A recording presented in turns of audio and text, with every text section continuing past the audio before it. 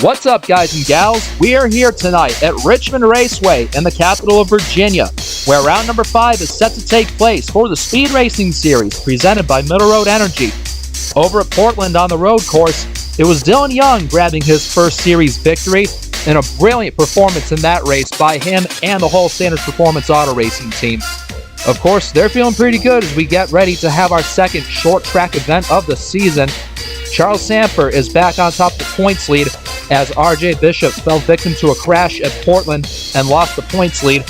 So your defending series champion is on top of the heap again, but not so much in qualifying as he's starting down in 14th, so he's going to have to charge forward. Anyway, it's a beautiful night for racing here in the Commonwealth. 175 laps of short track intensity awaits us. Let's get the ball rolling. It is the first ever pole position for both S3 Motorsports and Harrison Riley. Took them both a long time to get it done, but they finally do. And we'll see exactly what he can do as he's starting up at the front. And as they all come to the start-finish line, it is time to light up the night here in Richmond, Virginia. Round number 5 is green.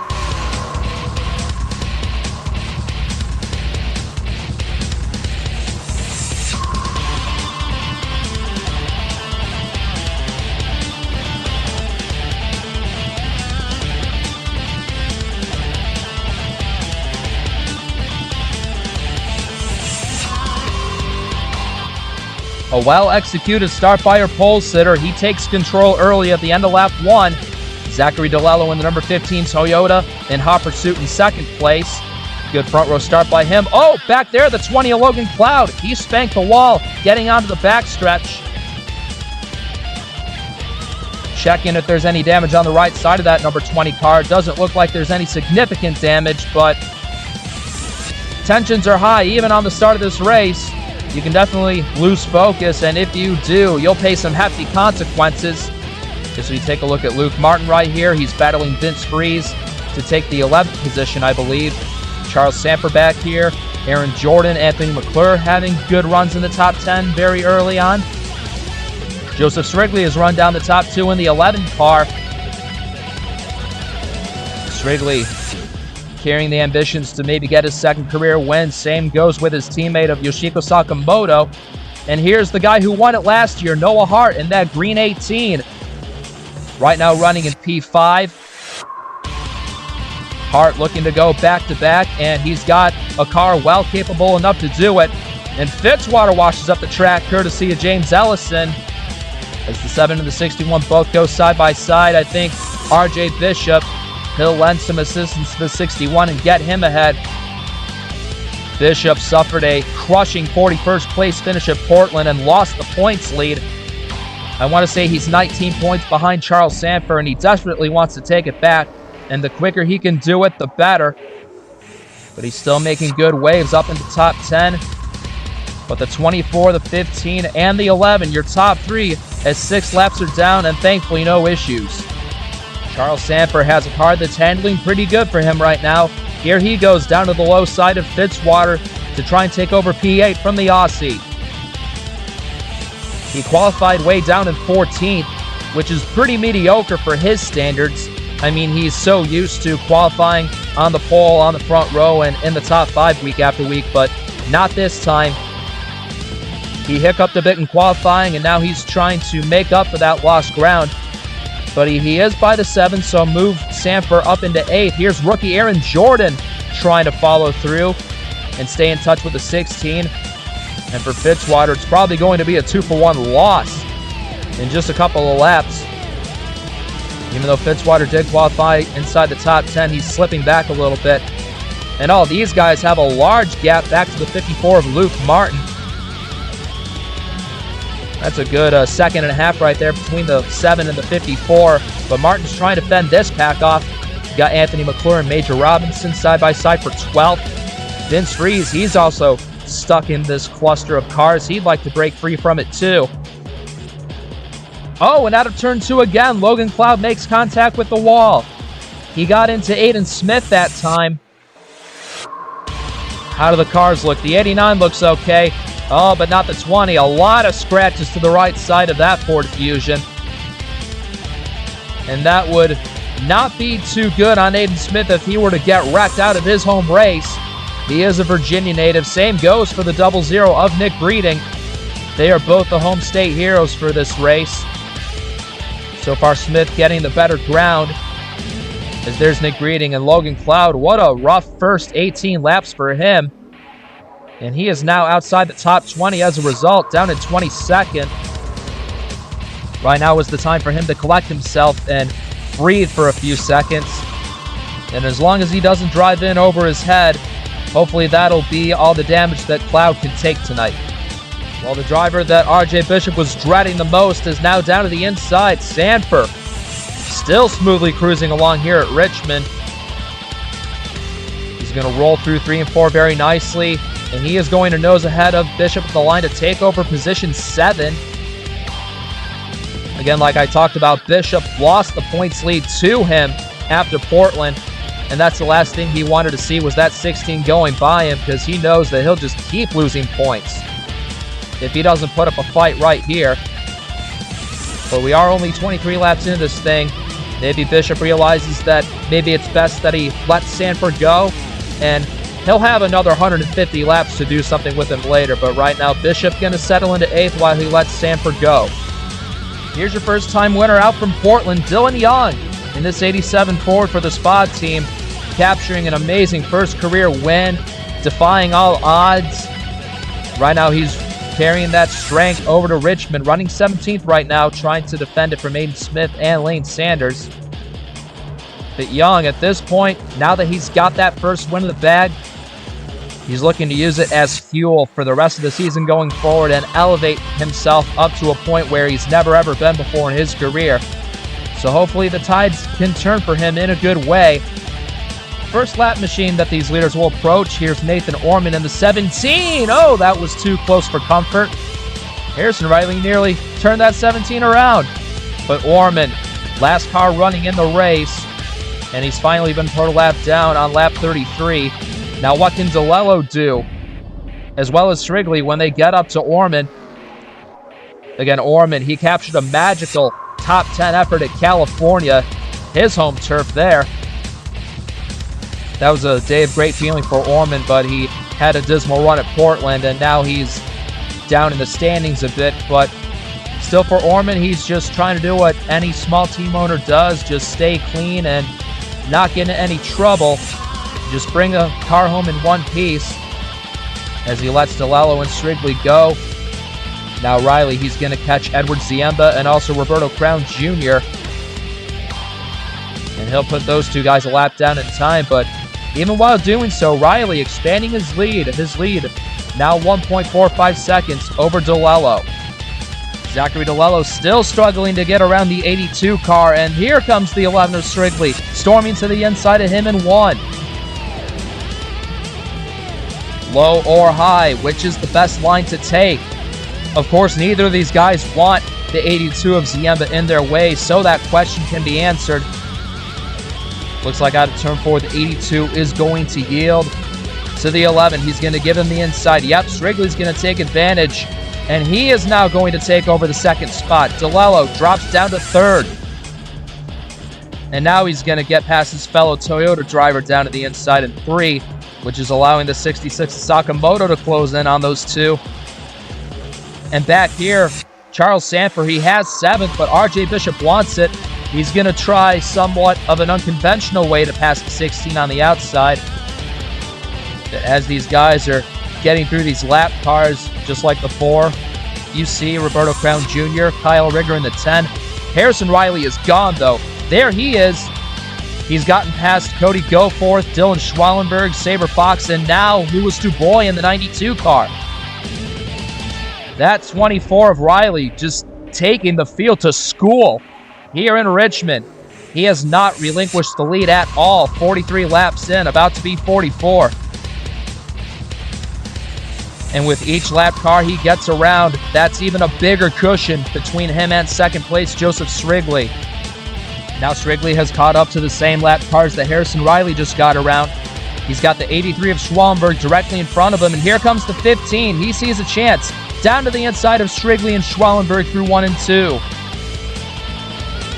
That's kind of a tongue twister if you think about it. Strigley and Schwellenberg. Try saying that multiple times in a row. But it appears the 15 is going to retake second place away from the Canadian. DeLello back up to the runner-up spot. You also got Yoshiko Sakamoto fighting with these guys, and the 15 is going to go even lower. Below Cody Goforth in the 5, and the 92 of Dubois. Oh, Dubois brushes the wall. Oh, the 11 touches him. And thankfully nothing bigger happens. The 66 might even get third from Strigley. It looks like she will. And I'm afraid this is going to be a constant battle for these leaders all throughout the night, dealing with lap cars and trying to figure out the best way around them. Like, some cars may give you leeway while others won't give you a break at all. And unfortunately in Strigley's case, they have cost him 2 positions. He is now running in 4th. How about these guys back here? The 18 of Hart, the 61 of Ellison. He's got Kyle Rigger right in front of him. Noah Hart trying to do it the hard way on the outside. Trying to use the momentum on the top of the racetrack. Again, Hart trying to go for back-to-back wins here at this racetrack. It is still his only Speed Racing Series win to date, and he's going to get around the 61, or retake the spot from the 61, I should say. But the 16 is going to capitalize. How about that? And there goes the 12. Whoa, he shoots the gap right in the middle between Ellison and Sandfer. So the 12 of Aaron Jordan also being opportunistic. But this is, like I said, this is something that you're going to be seeing all throughout the night in case, or unless a yellow comes out. But it's going to be a common scene as these leaders still try and gnaw and fight their way through lap traffic while the top 4 continue to get away. And here's the 24. He's now caught up to Mac Johnson. He's gotten around him. So 34th place of Johnson. He's a lap down. Now he's looking to put Brantley Gage and Neil Cook 1 lap off the pace as well. Oh, and check this out. We got the 12 coming down pit road at the end of lap 56. So Aaron Jordan surrendering 8th place to pit here. Not sure whether this is a scheduled stop or not. I mean, realistically, he can go another 25 laps before pitting for fuel. Unless this is maybe an undercut plan, perhaps, for that number 12 team. But they're going to change the right side tires and probably jack up the left side and change those tires too. Here's one rookie that I'd like to give some props to. Here's Ricky Freeman Jr. in the 96 Chevy. Running in 18th right now. The rookie out of North Carolina making just career start number 2 in the series. Doing a fine job, staying clean. Oh, not right there, he isn't. He gets into the wall. He's trying to save the car. Oh, he gets pushed into the wall again. And I am so glad that that did not turn into an 8-car pileup. Ricky Freeman Jr. having quite the scare on the back straightaway. He loses 4 positions in that scenario. He's down to 22nd. Not really much he could do with the 00 and the 87 going 3 wide underneath him. But overall, he's still doing pretty good for this just being the second ever race that he and the 96 team have made. I'm glad that didn't turn into a bigger incident, and I just hope the damage that he got from hitting the wall isn't too severe. But he's trying to take P21 away from another driver who's in desperate need of a good run. Angel Gutierrez in the 3. 3 DNFs and 4 starts this year have left him around 40th in points, and he's trying to dig out of a deep hole. And this is the kind of run that Gutierrez needs as well. But he's going to lose P21 to the 96, it looks like. Got an update for you folks about Aaron Jordan and the 12 team, and sadly it's not a good one. We've just learned a report that they're actually having fueling issues aboard that Toyota. So it turns out that pit stop that he made 10, now 11 laps ago was not planned. And I don't think this is going to be an easy problem to fix. And if his night does come to an end, that'll be a shame because he had a top 10 run going before all this happened. But it is not going to be the case. In the meantime, Sakamoto has just passed her boss, Joseph Strigley, to take over P3. And Strigley could also be in jeopardy of losing that position to Sandfer. You see the 18 of Noah Hart. He's also drawn into this battle. Strigley stuck behind Neil Cook in that 71. not really having any good place to go, as Sandfer's going to box him in on the outside, and he'll more than likely take over P4. Like I said before, getting around these lap cars is going to be the Achilles heel for all these front runners. You can definitely be put in a bad position just by being stuck behind one. And right there, Sandfer, he's going to make that happen. He's not going to make life easier for Strigley. And he's just going to have to settle with the cards that he's been dealt. But a quick trip to pit road, I'm sure, would put some magic back into that 11 car again, as we are closing in on that window. And it looks like Sakamoto's going to make the first move. Bishop and Strigley and the 4 of Roberto Crown Jr., he's come in 1 lap before. Christian Vargas in the 81, he's also pitting. So the first wave of green flag pit stops is here. Anyone else on pit road? No. How about the next time around? And there's our leader, Harrison Riley. He's going to pit beginning on lap 76. Oh, Shades. He just barely avoided disaster. I'm sure he's glad those barrels weren't filled with anything. But DeLello's also down. Sandfer, Hart, Turner, Ellison, Rigger, and Fitzwater. As you can tell, pit road is surely a busy place, as more lead lap drivers have now come down. Major Robinson pulling away, Aiden Smith, Lane Sanders, Cody Lamas, now Anthony McClure. Vince Free is also pulling away, and actually staying out to lead that lap is Nick Breeding in that Starcom car. So it looks like he's stretched his fuel mileage the farthest out of everybody. More guys coming in, Angel Gutierrez, Louis Dubois, and DJ Curtis right there. There goes Nick Breeding, and it appears the 24 has come out in second. So when we get up to him, there he is. I believe he should cycle back around and retake the top spot. Right there he does. Sakamoto files out into second. So when Nick Breeding does fall out of the top 10, the leaderboard should be reset and the cycle should be completed. Getting word that Logan Cloud has a flat tire on the number 20 car. He was just on pit road 4 laps ago. Oh, and he brushes the side of Mac Johnson right there. He's trying to nurse his car back to the pits. Oh, but this could get dangerous if he can't get back safely. The 11 and the 81 touch. And down he comes right in front of James Ellison. A lot of people trying to take evasive action. Oh my gosh, Nathan Orman. He just avoids the end of the pit wall. He goes through the barrels and somehow survives. But this is frustrating for that 20 team. And what was already a rough night just keeps continuing to spiral downward for those guys. Halfway home here from Richmond, and still no yellow flags. Riley leading all but 1 laps here tonight. And with the first round of pit stops being over, let's go through all the lead lap cars and at least see how they're doing. Yoshiko Sakamoto, 0.86 seconds behind the 24. Third place, Zachary DeLello trying to hold off Charles Sandfer for that spot. P5 goes to RJ Bishop. Back here in 6th place, here's your defending Richmond winner, Noah Hart. Christian Vargas, who started down in 20th, is up to 7th place, ahead of the 11 of Joseph Strigley.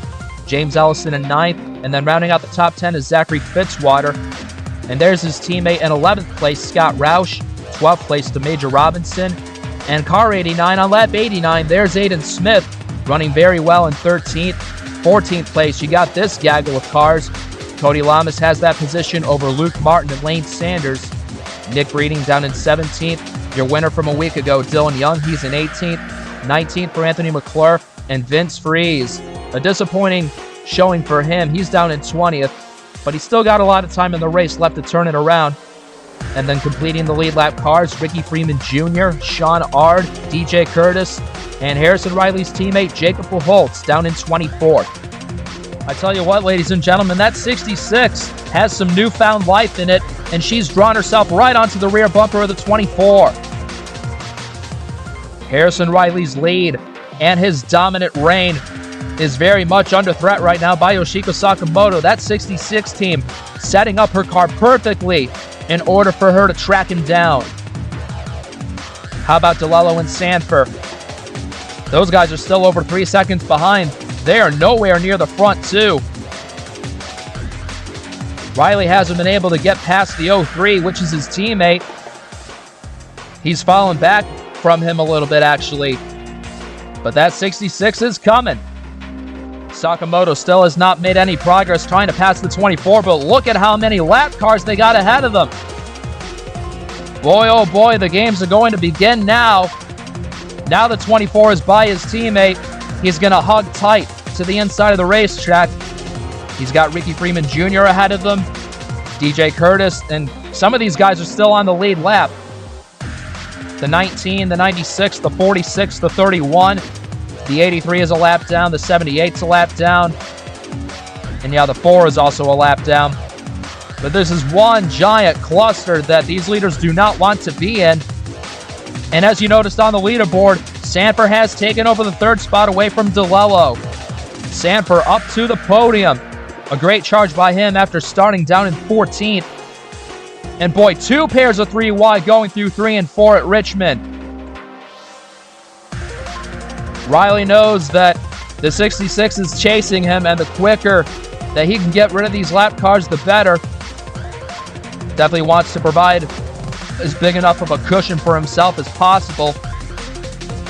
But with now the 31 going 1 lap off the pace, the 46 is ahead of him, so we will now have 20 lead lap cars. Still the same old song and dance. Harrison Riley doing a phenomenal job keeping the 66 behind him, as well as putting more lap cars away. Now the 4, Roberto Crown Jr., he dives to the inside of him. Crown running 32nd on the track. Oh, the 66 is going to spin the 46 around in turn 4. Everybody going down to the inside. And that is going to bring out the yellow flag here at Richmond. Out comes the pace car for the first time on lap 109. Sakamoto spins around Anthony McClure. The pace gets slowed down at last. And boy, we're going to have a different race going forward now. That's a bad break for Anthony McClure. He was running in 20th when he got spun. And as they go down into turn 3, yeah, I don't know. It looks like he tries to come down on the 66 without realizing that she was there. Sakamoto was already as far down to the track as she could be. But McClure is going to lose a handful of spots, but thankfully not that much damage. He is still able to keep going and still being able to compete. We are now at 65 laps to go, and this should be the final pit stop of the evening for all these drivers and teams. They should be good to go on fuel from here on out. And the 24 is going to shoot out of his box straight away, and he will keep the lead for the restart. Sakamoto comes out second. 3rd place, DeLello is going to take that spot. 4th goes to Bishop. It looks like Sandfer will get 5th when they line up for the restart. Everybody taking their positions to get back underway again. Getting the courtesy pass under this caution is Sean Ard, so we will have 20 lead lap cars. But it's been a hot minute since these guys were bunched up like this. How well will they behave against each other? They speed up again, and we're back to green on lap 114.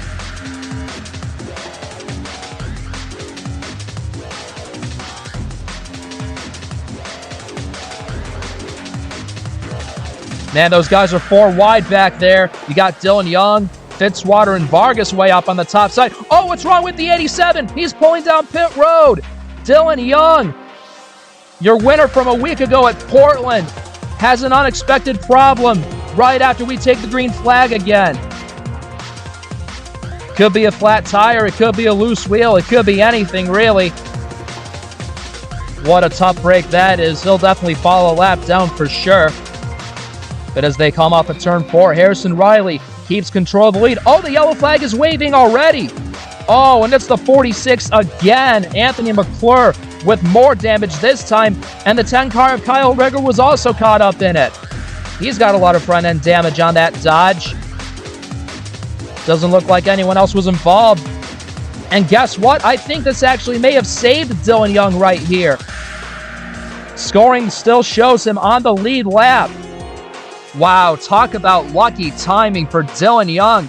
He was able to get to the line before the leaders did as they took the caution. And this is some saving grace for that 87 team. They are still on the lead lap and still in contention. Well, Anthony McClure's night goes from bad to worse, and it's going to happen as they get onto the backstretch. The 4 car is going to bounce off the wall, Then he gets ping-ponged into the 43, who spins him hard in the inside wall. And the 10 car right there, he's not able to escape. And both the 10 and the 46 have a significant amount of damage onto their rides. The field getting into position again for this lap 121 restart. Ricky Freeman Jr. in the 96 receives the courtesy pass this time. We'll have 21 lead lap cars and nobody pitted. We shouldn't need any more fuel from here on out. Hopefully these guys can play a little bit nicer with each other this time. Riley and Sakamoto still 1-2, and we're back underway.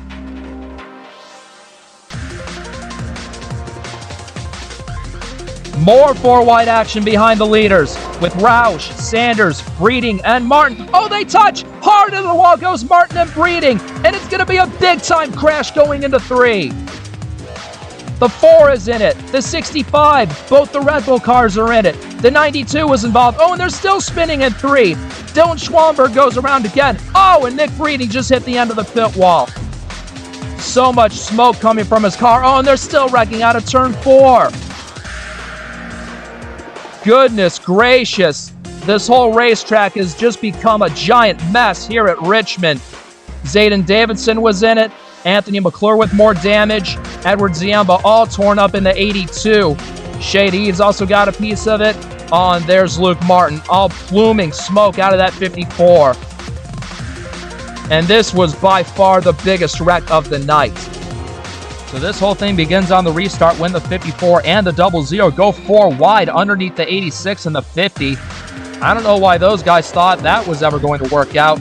And then on the backstretch, they just simply run out of space. They make big contact with the inside wall. Then they come up in front of traffic, and it gets even worse. Lots of other cars piling in. Look, the carnage is still continuing. The 10, the 17, the 71 gets involved. The 83 gets spun around again. There's where Breeding makes contact with the wall. And then these guys, they lose their minds even more and then crash out of turn number 4. Just an absolutely chaotic scene this was.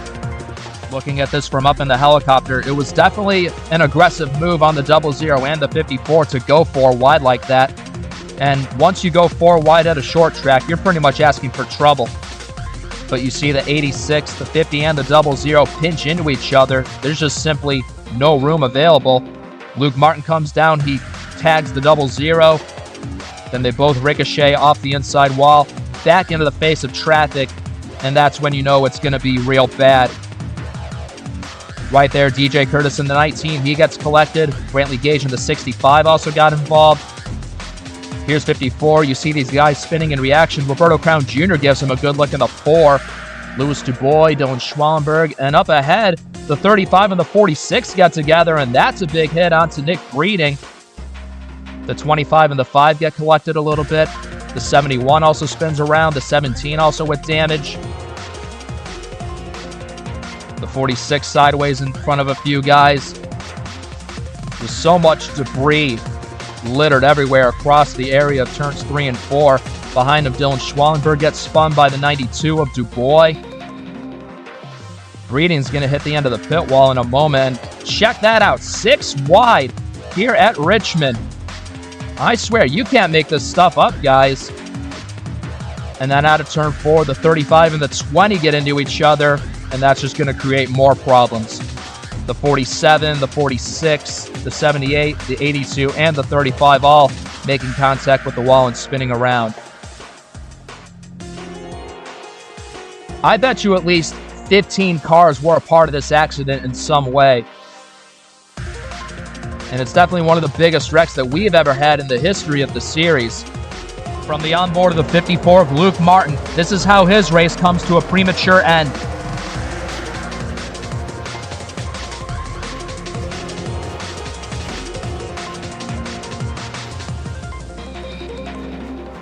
Angel Gutierrez does an amazing job to miss this crash in the 3 car. Watch this.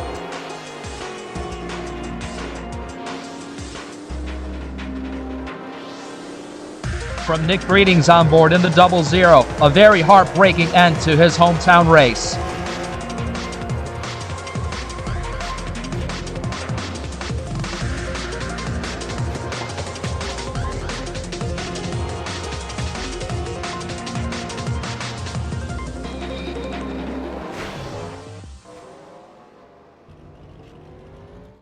Going green in a half a lap, and I truly hope we don't keep continuing the cautions breeding cautions trend. DJ Curtis receives the courtesy pass. He's back on the lead lap. Nobody came to pit road except for the cars to fix damage that they sustained in that crash. Only 3 cars are in the garage after that. The 54, the 00, and the 82. They are done. Will the field be more level-headed, or will another big one strike? Green flag is waiting again on lap 127.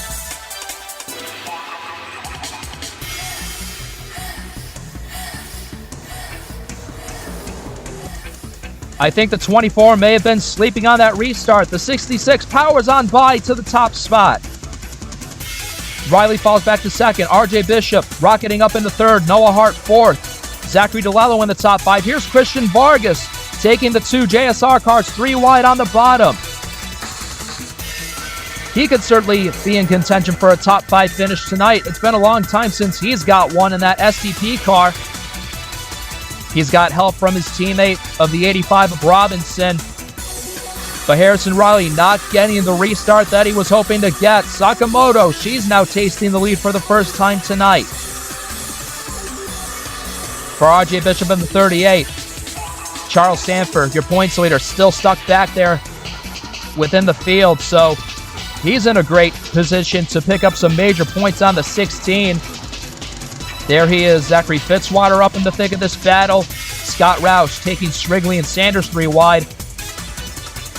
There's Dylan Young, who got that super lucky break under that yellow. He's still up in 14th. Oh, as Lane Sanders gets in the wall. Oh, and Ricky Freeman Jr. too. 2 close calls within a matter of feet. Freeman still continuing. And DJ Curtis, like I said, he's back on the lead lap after getting the courtesy pass. More 3 wide intensity. Ellison in the middle, Hart on the top. This is not the situation that Sandfer wanted to be in. He knows he's losing points to the 38. The more he pulls away. But how about Sakamoto taking the lead away from the 24 like that? Still in search of her second career win. And now that she's got the lead, if she can hang on to it for 43 more laps, she can steal the victory away from the 24, who's been the most dominant car all race long. I'm sure Harrison Riley's probably desperately hoping another caution comes out, because he just keeps losing more time to that 66. He's now 1 second back from her. And to make matters worse, that 38 is getting larger in his rearview mirror. Bishop trying to look and search for every way around the racetrack to get around Riley.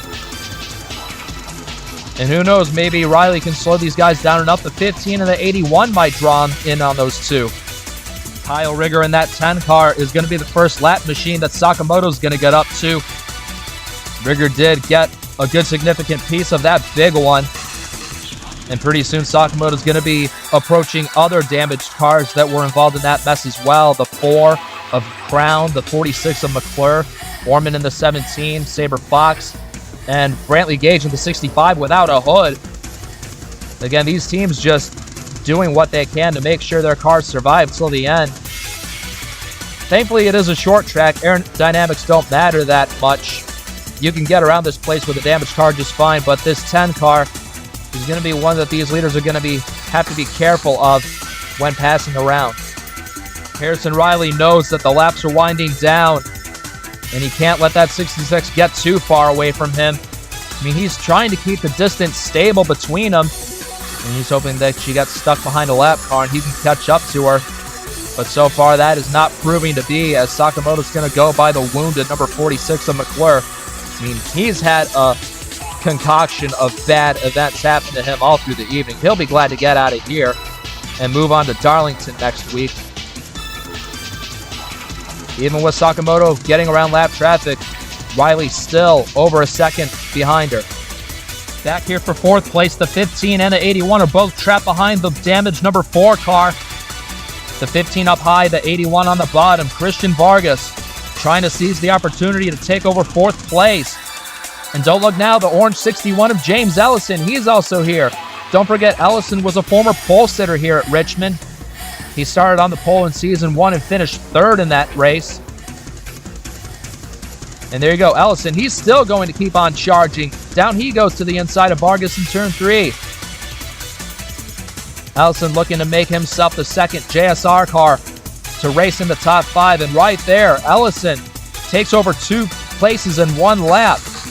DeLello shuffled out of the top 5. Major Robinson's also here. You got Fitzwater, Sanders, and Sandfer. So down to 10th place. It's an all-out dogfight from 4th down to 10th as DeLello is looking to take over P5 from him. One after the other, Yoshiko Sakamoto is putting lap traffic behind her and providing more of a cushion between her and Harrison Riley. Saber Fox, who's running in 33rd, and Nathan Ormond running in 38th. They're now in between the 66 and the 24, with Bishop still on Riley's tail. And now she's caught up to the 10 car of Rigger again. But nonetheless, Sakamoto's car handling super smoothly around this track. And she will definitely be thanking her team for providing her with a setup that's making her car handle this good. As we now have approached 15 laps to go, and she's still sailing on. Outside of the top 10, here's some ongoing battles that we can check out. Right now, Noah Hart holds the 11th position over Vince Freeze and Dylan Young. Nice way for Young to back up his win at Portland by getting a potential top 15 tonight. Scott Roush holding the 14th position. Here's Jacob Holtz, first guy 1 lap down, and time is running out if he wants to receive a courtesy pass with a caution. Cody Lamas, after starting 26th, he's up into 15th. Pretty good for the driver of the Mountain Dew Ford. Sean Ard, after starting down in 37th, he's made a nice way up here in the running order with 16th. Ricky Freeman Jr. down at 17th. Pretty good for him. Aiden Smith, pretty decent run in 18th. And Joseph Strigley, he's fallen hard. He did get caught behind the 10 car and just lost so many positions by other lead lap cars who had freight trained him. And not really an ideal result that he's going to end up with. And going a lap down right there was DJ Curtis in the 19. As Sakamoto goes on by, as we have reached the 10 lap to go mark, as she has the 65, the 5, and the 47 to get around next. Sakamoto has been able to put more lap cars in between her and the 24, and we are within the dying laps of round number 5. As she crosses the line, it is now 4 laps to go here at this short track in Virginia. The 4 of Roberto Crown Jr., he's going to let her on by. And unfortunately for Harrison Riley, there's not really much else he can hope for unless Sakamoto were to get caught up in a bizarre incident that would take her out of the lead. Still nothing to hang their heads about. This was an awesome performance by that 24 team, even if they're not able to walk out of here with a win tonight. But don't get me wrong, Sakamoto should absolutely get all the credit she's deserving of, especially the way she executed that final restart on lap 127 when the 24 supposedly hesitated at the moment of truth, and that was all she needed to sail away from him. 2 more laps to go.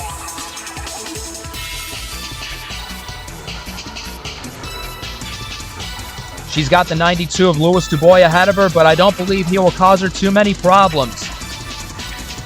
And off of turn 4, she's going to be seeing the white flag in front of her. 3/4 of a mile to go until she achieves victory. The 92 gives her the lower line.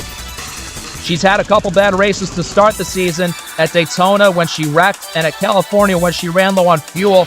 She got a near win at Phoenix, but tonight it's going to be a certain victory.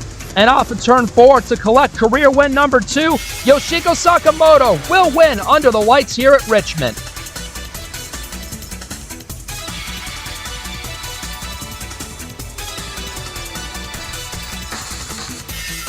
Atta girl to Yoshiko Sakamoto and that whole 66 team. And she is an example of it's not a matter of how many laps you lead or if you lead the most laps, it's when you lead them. And she led at the right time. And she gets to visit victory lane again here in the Speed Racing Series presented by Middle Road Energy. Of course, her team did an incredible job of fixing her car up right on each pit stop they made. They got that 66 handling the way she wanted it to. And she has capitalized it to the fullest extent. And she defeats the dominating Harrison Riley and is going to park it for the second time in her career. And overall, this was a super entertaining race. I mean, you had the long green flag start, Then you had the flurry of cautions, including that huge wreck on lap 121. And then a green flag finish, which I'm thankful that we went green flag all the way to the end. But that 66 team is going to be the one that's going to celebrate the most, and they will all have a happy drive back to the shop. Your top 10 for tonight's race. Sakamoto wins it over the dominant Harrison Riley, who has to settle for second after his brilliant performance. RJ Bishop, a fantastic points night for him, coming home in third. Of course, great runs by both James Ellison and Zachary DeLello to finish fourth and fifth. Christian Vargas comes home in sixth. Zachary Fitzwater, seventh. Major Robinson and Lane Sanders, the two spot teammates, eighth and ninth, while 10th place goes to Charles Sandfer. And that, ladies and gentlemen, is going to do it for our time here at Richmond Raceway. We truly hope you enjoyed tonight's show, and we definitely encourage you to stay tuned for our next race on the schedule at Darlington Raceway. We'll be heading over to South Carolina for a classic crown jewel event here for the Speed Racing Series presented by Middle Road Energy, our second one of Season 3. And I'll be excited to see what Darlington has in store for us. Here come your race results and your point standings following round 5. One last congratulations to Yoshiko Sakamoto and the number 66 team for getting to visit Victory Lane again. And may you guys take it easy.